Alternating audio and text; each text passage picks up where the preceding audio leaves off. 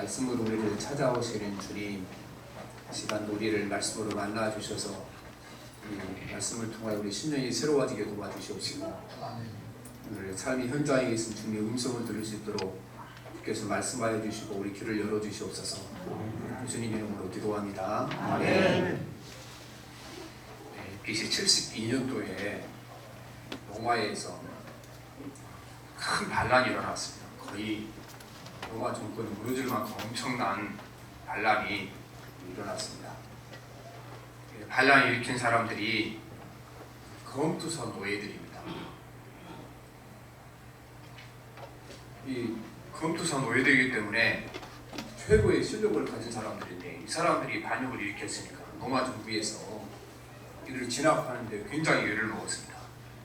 정부군들이 가서 몇 번 싸웠지만 대부분의 장군들이 이 검투사 구성된 군인들한테 이기지 못하고 흥분이 피하는 이런 일이 벌어졌습니다.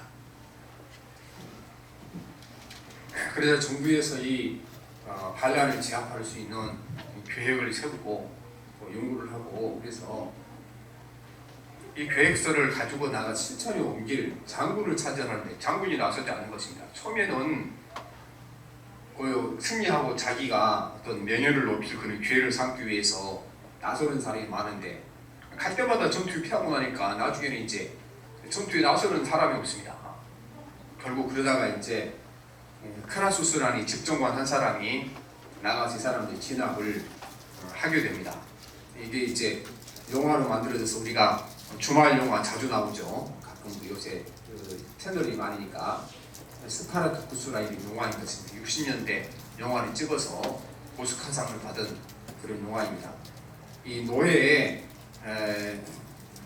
검투사의 그 대장, 이 스파르타쿠스였기 때문에 영화 제목을 스파르타쿠스라 이렇게 이름을 붙여놨습니다. 그런데 이 말씀이 보면 이 스파르타쿠스 사건과 오늘 사건과 상당히 관련이 많이 있습니다. 예수님이 십자가에 못 박혀 돌아가셨는데, 사실은 이때에 가장 많은 사람이 한꺼번에 십자가에 못 박혀 죽었습니다. 이 노예들이, 검투사 노예들을 한 6천 명을 한꺼번에 십자가에 쭉 죽었으니까 사실은 예수님도 어떤 의미에서 로마의 반역자로 십자가에 못 박혀 죽은 것이 아니겠습니까? 하나님 나라에서 이제 이 땅에서 하나님 나라를 반역했다는 소식이 들려왔습니다.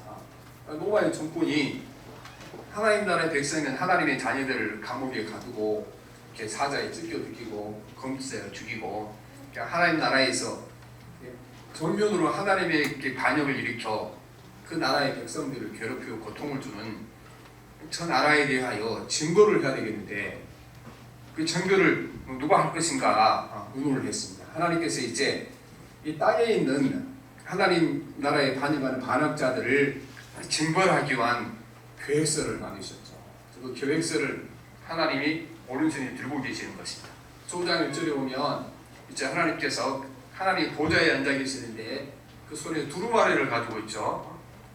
옛날에 이렇게 책이 나오기 전에 모든 글들은 우리가 이렇게 그 캠퍼스지 같은데 뚫뚫 말아 있는 것처럼 그렇게 뚫뚫 말아서 책을 가졌으니까 두루마리를 이렇게 하는 겁니다.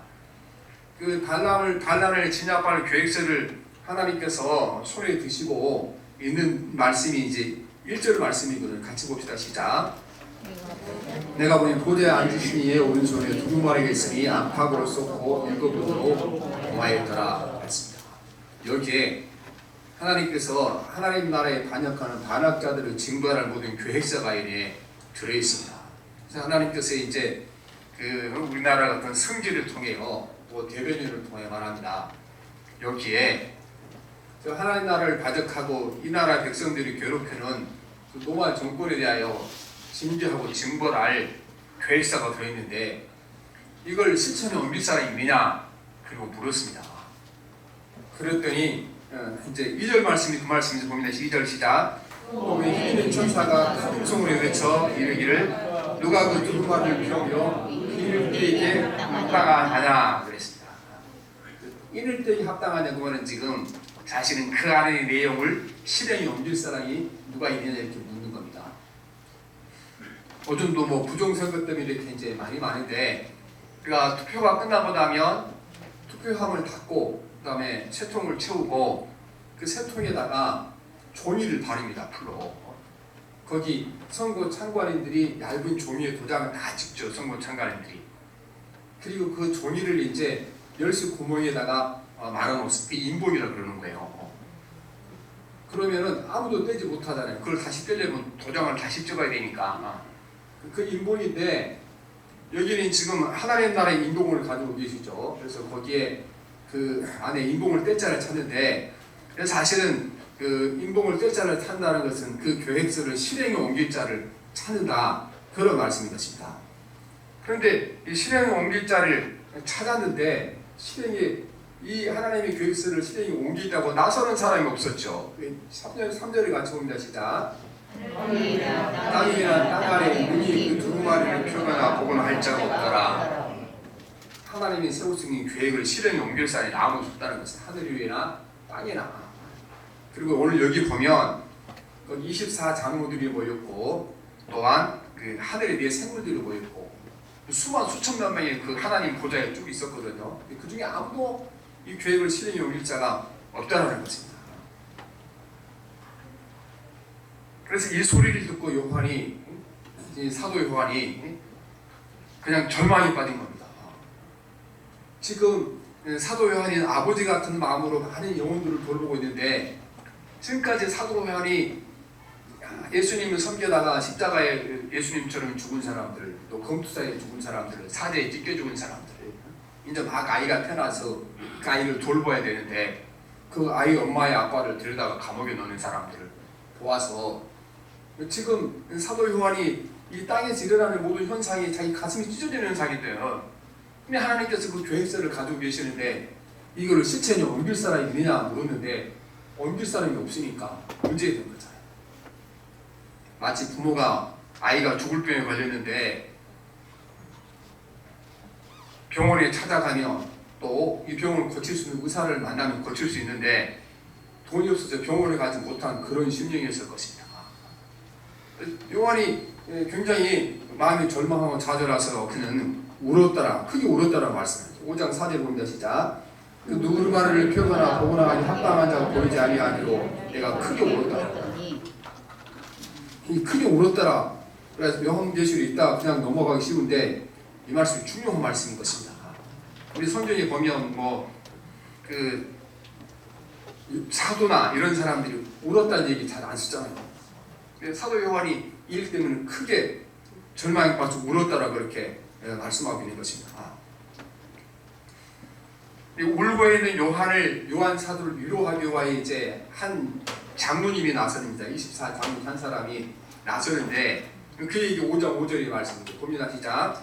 장로직 한 사람이 내게 말하되 울지 말라. 유대제파의 사자 가이스 무리가 있으니 그 두 마리와 7인을 받아라 했습니다. 울고 있는 요한이 울지 말라고 이렇게 달려고 있는 것입니다. 근데 여기에 울지 말라 이 단어는 중요한 말입니다. 왜냐하면 이 단어는 요한계시록의 주제어입니다. 요한계시록을 왜 썼다고 그랬습니까? 요한계시록이 예수님 때문에 신앙 때문에 고통과 고난을 당한 자들을 위로하기 위해서 쓰신 말씀이잖아요. 그래서 위로의 말 가운데 가장 좋은 말이 눈물을 흘리지 말라, 울지 말라고 말씀하시는 거니까 요한계시록 여러분 주제문이 울지 말라는 말씀이요. 요한계시록의 전체 모든 말씀이 사실 이 울지 말라는 이 위로의 말씀을 주시기 위해 쓰신 말씀이 요한계시록의 말씀인 것입니다. 예수님께서도 이 땅에 계실 때에 이 말을 자주 사용하셨죠. 울지 말라. 큰 슬픔과 고난에 빠진 자를 만날 주님이 그들이 위로할 때에 울지 마라 이렇게 많이 말씀하신 것을 보게 됩니다. 그래서 요한계시록 주제가 울지 말라가 주제라는 겁니다. 근데 많은 사람들이 요한계시록 주제를 비밀로 생각합니다. 그래서 많은 이단들이 나는 요한계시록을 특별히 잘하는 사람들이니까 이 안에 남들이 모르는 비밀을 알려주겠다. 그래서 속아 넘어갔다가 이제 이단에 넘어가는 거 아니겠습니까? 요한계시록이 비밀을 알려준 것이 아니고 뭐가 중심입니까? 울지 말라고 주제라는 겁니다. 울지 말라. 우리 위로하는 것이 요한계시록 주제인 것입니다. 예수님께서 오늘날 길을 가다가 나인성이라는 곳에 들어갔는데 거기에 과부 한 사람이 유일하게 혈육 중에 하나밖에 안 남았는데 그 아들이 죽은 겁니다. 생애를 따라가면서 너무나 슬피우고 지나가죠. 그때 주님께서 하신 말씀이 울지 말라 이 말씀을 사용하셨습니다.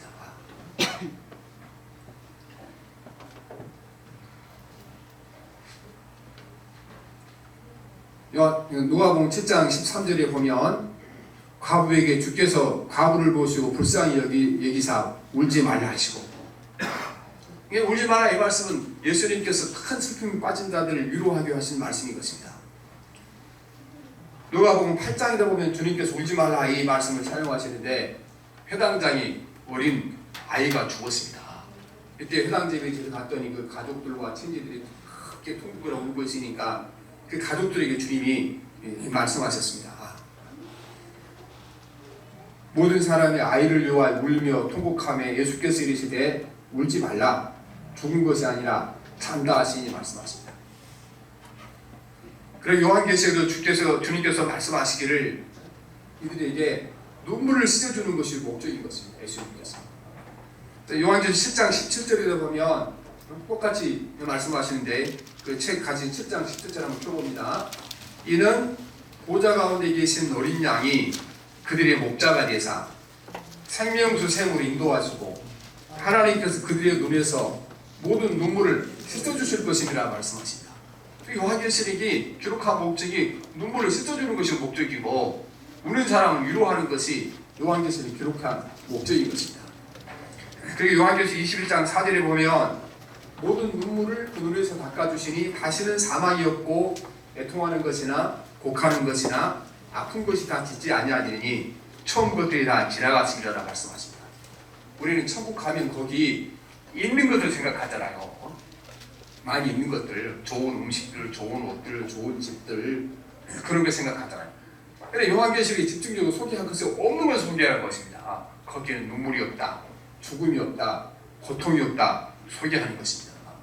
왜냐하면 이 요한계시록을 지금 큰 고통과 슬픔과 고난 가운데 있는 자들 위로하게 쓰신 말씀이기 때문에 천국이 있는 것에 초점을 맞춘 것이 아니고 천국에 없는 것에 초점을 맞추고 있는 것입니다.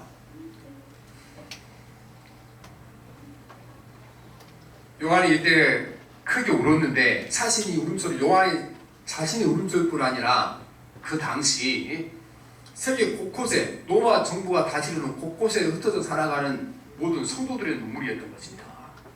요한에게 울지 말라 말씀하시는 사실은 요한에게만 말씀한 것이 아니고 그 시대에 고난과 고통 가운데 예수를 믿었던 모든 사람들에게 하신 말씀이 울지 말라 이 말씀을 전해주는 것입니다. 그래서 우리가 요한계시록을 볼 때에 거기에 나와 있는 단어 하나하나에 대해서 너무나 신경 쓸 필요가 없는 것입니다. 우리는 전체 맥락 가운데 울지 말라고 위로하는 것이 요한계시록의 목적인 것입니다. 우리가 토끼와 거북이 이야기를 잘 알고 있습니다. 오늘날 토끼와 거북이가 경주를 합니다. 어디 목적지를 정해놓고 누가 빨리 가나 경주하자. 거북이는 자기가 걸음이 늦은 줄 알고 열심히 성실하게 걸어간다. 토끼가 가만히 보니까 아니 한바탕 뛰면 금방 갈 건데 그래서 거북이를 놀려줄 생각도 있고 한심 자고 놨더니 너무 잠을 오래 자서 일어났더니 토끼가 벌써 거기에 도착해 있는 것입니다. 여러분 이 이야기는 토끼와 거북이가 경주에서 토끼 이겼다 이게 전해주는 것이 이야기 목적이 아니죠. 이 이야기가 담고 있는 메시지는 재주가 좀 있고 또 뛰어난 능력 있는 사람도 성실한 사람한테는 이기지 못한다. 이 원리를 가르치는 것이 목적이거든요. 네. 하나님의 말씀은 똑같이 가는 것입니다. 성경 말씀이 여러 가지 이제 특별히 요한계시록에는 상징의 언어로 여러 가지 환상을 보여주니까 이 모든 것이 그걸 전해주는 것이 목적이 아니라는 것입니다. 환상을 보여주는 것이 목적이 아닌 것입니다. 보면 뭐 검은 말, 붉은 말 다 나오는데 검은 말이 무슨 뜻을 가지고 있고 붉은 말이 무슨 뜻을 가지고 있고 이걸 설명하는 게 요한계시록 목적이 아니고 전체 목적은 뭐가 목적입니까? 울지 마라. 슬픔과 고통에 빠져있는 사람들을 울지 말라 위로하신 말씀이 바로 요한계시록의 말씀이고 주님의 말씀인 것입니다. 그래서 우리를 위로하기 위하여 1장에는 예수님이 살아계신다. 예수님이 살아계신다는 건 아는 것처럼 우리 위로가 되는 말씀 없죠.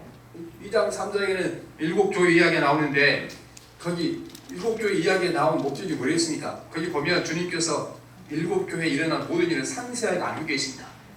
2장 3장의 전해지는 메시지는 뭡니까? 알고 있다가 목적이 알고 있다. 아무도 모르는 것 같지만 상세하게 일어난 모든 일 알고 있다가 목적인 것입니다. 제가 지난주에 했던 4장은 주님의 나라와 권세와 영광이 건재하다. 이렇게 막 노마가 어려운 기독교인들을 고통을 주는데도 하늘에서 아무 일도 안 일어났잖아요. 정말로 이 하나님의 나라가 정상적으로 작동하고 있는가? 정상적으로 작동하고 있고 그 권세와 능력은 무한하다. 이걸 알려주는 것입니다. 오늘 말씀은 이제 실제적으로 이 일을 해결할 수 있는 분이 이 땅에 오셔서 능력과 권세를 가진 예수 그리스도의 그 하신 일에 대해서 말씀하시는 것입니다. 예수님은 말로만 위로한 것이 아닌 것입니다. 우리가 어려움을 당한 사람들에게 그 말로만 위로할 때 많잖아요. 저도 그렇기도 하고. 그래서 사랑하는 사람들이 세상을 떠났을 때 그보다 더 슬픈 일이 어디 있습니까? 거기 가면 울지 마라, 등을 토닥여 주지만 그러나 그거 지나가는 소리지 내가 울지 말라 한다 그래서 울지 않는 건 아니잖아요. 네, 예수님께서는 실제적으로 울음을 그치게 하실 수 있는 원인을 제거할 수 있는 능력과 권세를 가지신 분이기 때문에 울지 말라 말씀하시는 것입니다. 나인성 가부를 보세요. 그 이전에 수많은 사람들로부터 너무 슬퍼하지 말라, 울지 말라 등을 두들겨 줬을 것 아니겠습니까? 그러나 그 울음의 근원을 이렇게 해결하지 못했어요. 원인을 해결하지 못했어요. 주님은 울음을 해결하셨죠. 어떻게 해결하셨습니까? 죽은 자를 살려내심으로 말미암아 해결하신 것입니다. 오늘 역시 우리 주님께서 우리를 슬픔을 이루어서 울지 말라고 말씀하시는 그분은 실제적으로 우리 슬픔의 원인을 제거할 수 있는 능력과 권세를 가지신 분이 주님이신 것입니다. 그래서 오늘 보면 그 예수님을 두 가지로 이렇게 비유로 표현하는데 첫째는 예수님을 사자라 이렇게 표현합니다. 사자. 5절의 말씀 봅니다. 시작. 장로 중에 한 사람이 내게 말하여 울지 말라. 유지리파의 사자 다윗의 뿌리가 이겼으니 그 두루마리 일목인을 떼시기 하더라 그랬습니다. 우리 이제 이 한자를 안 쓰고 한글로 돼서 그러는데 성경에 사자라 그러면 되게는 두 가지 나오네요. 첫째는 신부는 사자, 왕의 사자 그렇게 하는 거죠. 그래서 더러 이제 목사님 요새 기도할 때 이제 그 주의 사자라 그렇게 말하는 우리는 그때 뭘 생각합니까? 으르렁하는 사자를 생각하잖아요. 근데 그 사자가 아니에요. 사실은 하나님이 신부름꾼인 그런 뜻이거든요. 하나님이 신부름꾼인 종을 붙잡아줘서 그런 얘기니까. 근데 여기 사자는 진짜 사자를 말하는 거예요. 으르렁하는 사자. 사자는 지위와 권세와 능력을 상징하는 겁니다. 통치하는 것이에요. 하늘 보좌에서 하늘 보좌 우편을 하나님께서 예수님께 그 능력을 줬는데 세상을 정상적으로 통치하고 다스리고 계신다 그 말씀인 것입니다. 근데 갑자기 예수님을 사자로 표현했다가 6절에 가면 이제 예수님이 또 어린 양으로 바뀌어요. 사자와 어린 양이 이렇게 같은 건 아니잖아요. 6절에 봅니다. 시작. 보좌 안에 생물과 장물 사이 한 어린 양이 서 있는데 일찍이 죽임을 당한 것 같더라. 그 7뿔과 7몸이 있으니 눈들은 온 땅에 보내심을 받은 하나님의 또 영이다 말씀합니다. 사자와 어린 양이 어떻게 같아요? 갑자기 예수님이 사자가 됐다가 갑자기 어린 양으로 바뀌는 거죠. 예수님께서 어린 양으로 바뀌는 것이 바로 예수님이 인간의 모든 슬픔의 원인을 해결하신 것이 그가 어린 양으로 이 땅에 오셔서 해결했다는 것을 보여주는 것입니다. 인간의 모든 문제의 원인은 성경에서 말씀하시길 죄가 원인이라고 말씀하잖아요. 죄가. 이때 당시 요한계시록 읽었던 사람들은 다 유대인들이 많았기 때문에 어린 양 그러면은 당장 성전에서 하나님 앞에 제물로 드려졌던 그 양을 기억하는 것입니다. 그래서 어린 양이라는 것은 주님 이 땅의 모든 인간들의 죄를 용서하시기 위하여 십자가에 죽으셔서 어린 양으로 자기 몸을 친히 하나님께 제물로 드렸던 그거를 말씀하시는 것입니다. 그래서 예수님은 이 땅의 모든 삶의 문제 근본적인 원인이 되는 죄 문제를 해결하셨다. 그러니까 지금도 어떤 문제를 그분이 해결할 거라고 말씀하고 계시는 것입니다. 그래서 요한이 울고 있을 때에 울지 마라.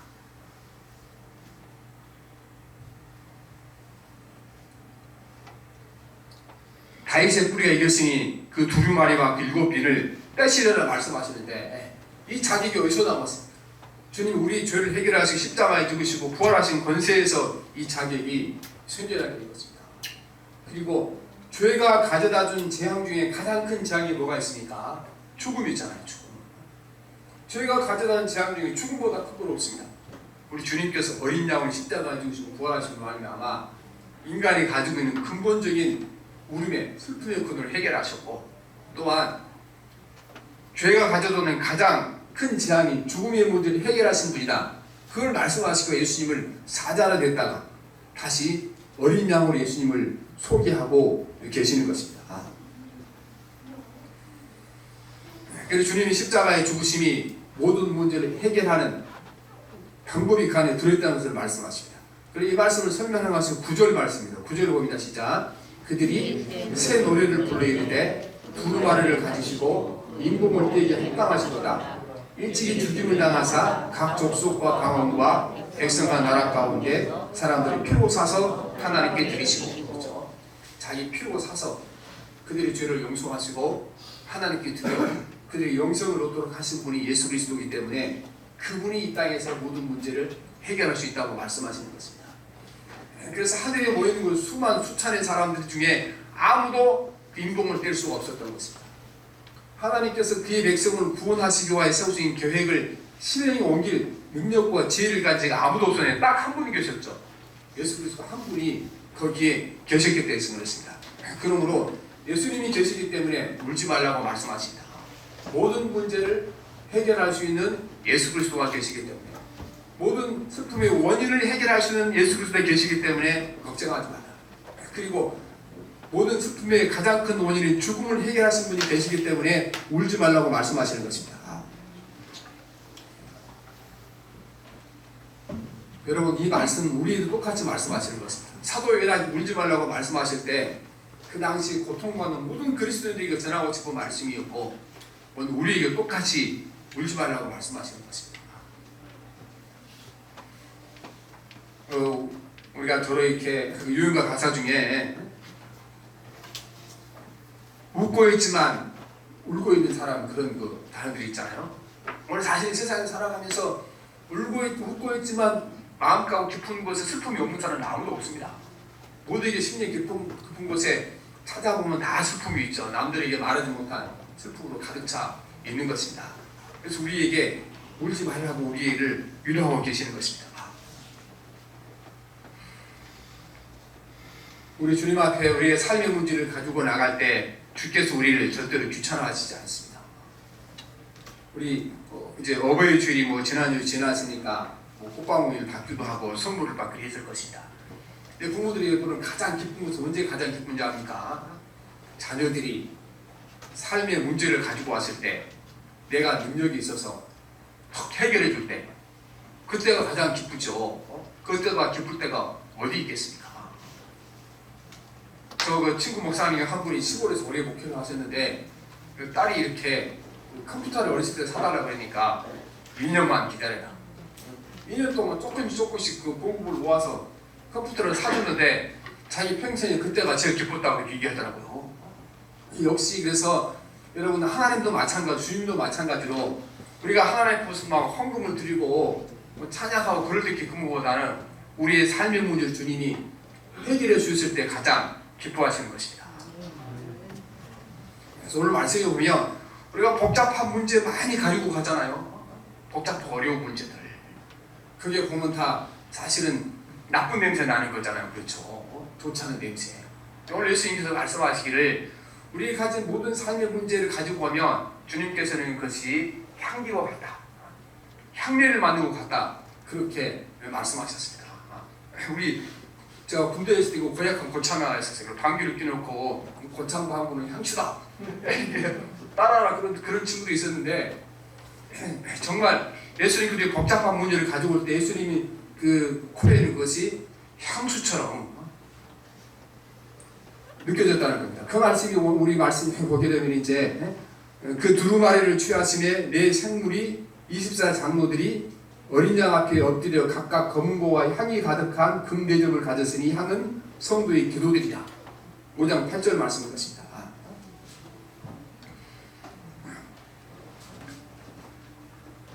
어렸을 때 손자나 손주를 오랫동안 기다리는 할머니, 할아버지나 또 부모들이나 이런 분들은요, 아이가 막 태어나서 그 아이가 이제 똥을 싸게 되면 그 냄새가 향처럼 이렇게 느껴진다고 합니다. 오랫동안 자손이 없어 기다렸던 할머니, 할아버지, 또 자녀를 기다렸던 엄마, 아빠에게 오랜만에 이렇게 기다렸던 아이가 생기면 그 아이가 싼 그 똥초짝이 이렇게 예쁘게 보이고 거기에 향기롭게 들린다 그랬는데, 우리 주님이 똑같이 우리 그렇게 사랑하시는 것입니다. 그래서 우리가 가진 모든 삶의 문제를 가지고 올 때 금대접에 담겨 있는 향과 같은 우리 기도라고 말씀하시는 것입니다. 그래서 어떤 분이 신앙생활 하다 보면, 목사님 제가 이제 염치가 없어서 더 이상 기도 못 하겠어요. 맨날 하나님 뵈가 뭐 달라는 기도하고 또 좋은 소식을 좀 알려드려야 되는데, 날마다 이렇게 어려운 것만 가지고 오니까 막 염치가 없어 기도를 못 하겠어 하는데, 우리 주님께서 그런 기도도 금대접에 담긴 뭐라고 보십니까? 향이라고 말씀하고 계시는 것입니다. 그래서 우리가 슬픔과 고난이 찾아왔을 때 우리 모든 문제를 주님 앞에 가지고 나가셔야 되는 것입니다. 오늘 울지 말라고 말씀하신 것은 주님께서 실제적으로 그들의 삶의 문제를 해결할 수 있는 능력과 권세와 지혜를 가지셨기 때문에 울지 말라고 말씀하시는 것입니다. 그냥 지나가면서 울지 말라고 말씀하는 것이 아니라는 것입니다. 나인성 과부의 눈물을 닦아주시고 실제 문제 해결했던 것처럼 우리 삶의 현장에 실제 많은 문제를 해결할 수 있는 권세와 능력이 그분에게 있는 것입니다.